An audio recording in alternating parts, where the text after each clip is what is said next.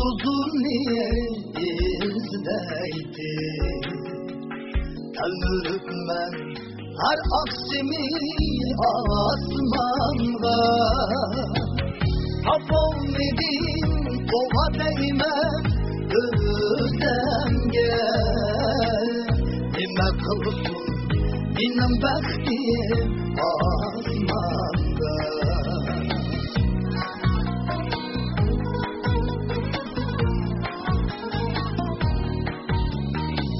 Canda dertler köptür örgüler, benim de kolgani yoktur. Benim de kolgani bolsa örgüler, elimde kolgani yoktur.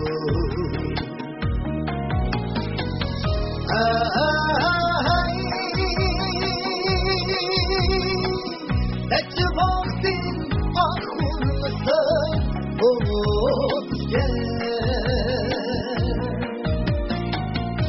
Gülsünü kendin arıtıp yarmana,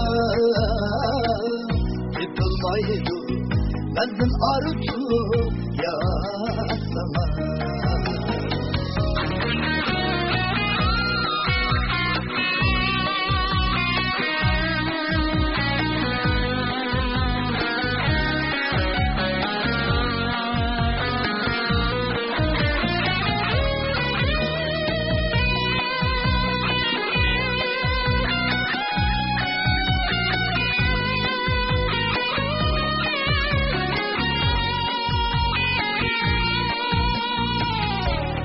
Ağaç kara bulur örgeler, anlatı ala bulur.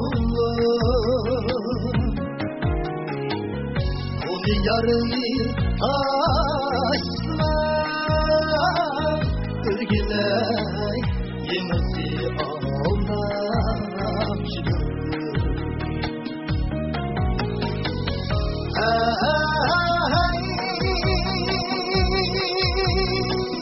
Nece vaktin aklımda olup gel,